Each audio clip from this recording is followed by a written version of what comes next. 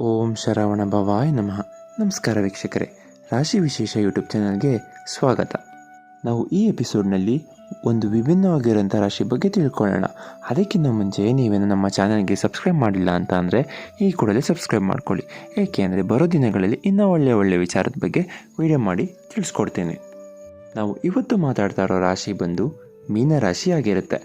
ಮೀನರಾಶಿ ರಾಶಿಯ ಪಟ್ಟಿಯಲ್ಲಿ 12ನೇ ರಾಶಿಯಾಗಿರುತ್ತೆ ಹಾಗೂ ಈ ರಾಶಿಯನ್ನು ಇಂಗ್ಲಿಷ್ನಲ್ಲಿ ಪೈಸಸ್ ಅಂತಲೂ ಕರೀತಾರೆ.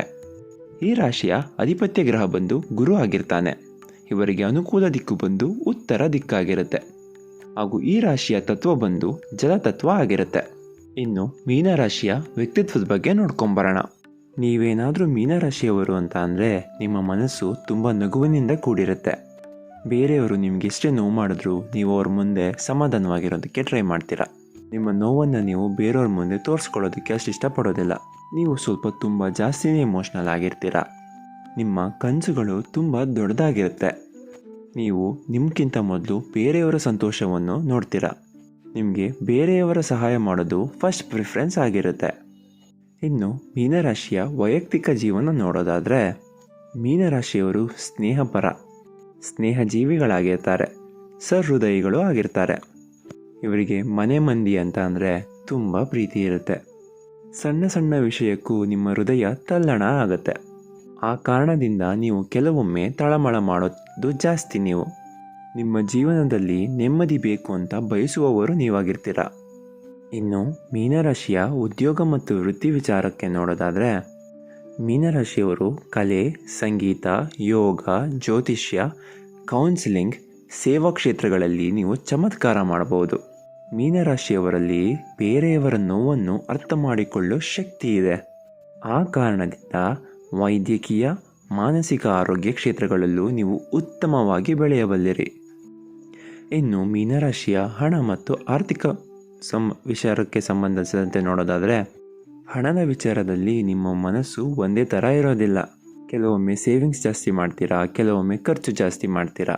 ಆದ್ದರಿಂದ ನೀವು ಹಣದ ನಿರ್ವಹಣೆಗೆ ಪ್ಲ್ಯಾನ್ ಮಾಡಿಕೊಂಡ್ರೆ ತುಂಬ ಉತ್ತಮ ಆಗಿರುತ್ತೆ.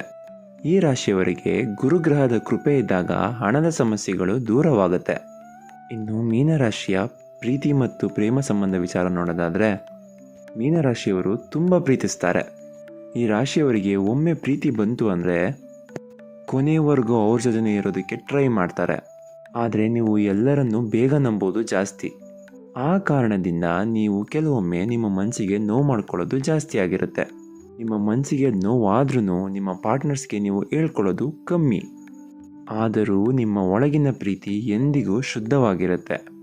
ಇನ್ನು ಮೀನರಾಶಿಯ ಪಾಸಿಟಿವ್ ಮತ್ತು ನೆಗೆಟಿವ್ ಗುಣಗಳನ್ನ ನೋಡ್ಕೊಂಬರೋಣ. ಮೀನರಾಶಿಯ ಪಾಸಿಟಿವ್ ಗುಣಗಳೇನಂತ ಅಂದರೆ ಈ ರಾಶಿಯವರು ಕಲಾತ್ಮಕವಾಗಿರ್ತಾರೆ, ಸಹಾನುಭೂತಿಯಿಂದ ಇರ್ತಾರೆ. ಈ ರಾಶಿಯವರಿಗೆ ಭಾವನಾತ್ಮಕತೆ ಇರುತ್ತೆ ಹಾಗೂ ಈ ರಾಶಿಯವರಿಗೆ ಕಲ್ಪನಾ ಶಕ್ತಿ ಮತ್ತು ಧ್ಯಾನ ಶಕ್ತಿ ಜಾಸ್ತಿ ಇರುತ್ತೆ.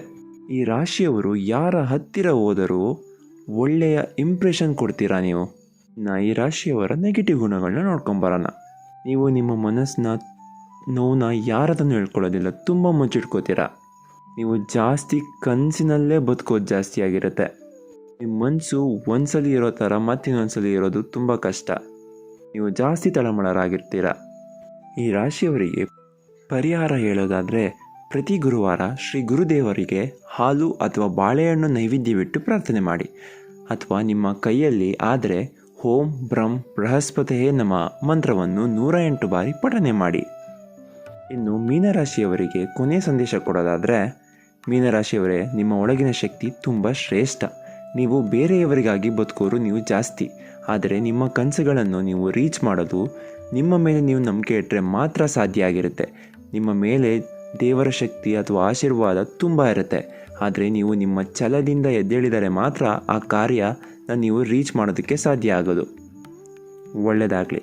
ಈ ವಿಡಿಯೋ ನಿಮಗೇನಾದರೂ ಇಷ್ಟ ಆಗಿದರೆ ದಯವಿಟ್ಟು ಲೈಕ್ ಮಾಡಿ, ಶೇರ್ ಮಾಡಿ ಹಾಗೂ ಈ ವಿಡಿಯೋನ ನಿಮ್ಮ ಮೀನರಾಶಿಯ ಸ್ನೇಹಿತರಿಗೆ ಶೇರ್ ಮಾಡೋದನ್ನು ಮರಿಬೇಡಿ. ಮತ್ತೆ ಮುಂದಿನ ವಿಡಿಯೋದಲ್ಲಿ ಹೊಸ ವಿಚಾರದೊಂದಿಗೆ ಬರ್ತೀನಿ.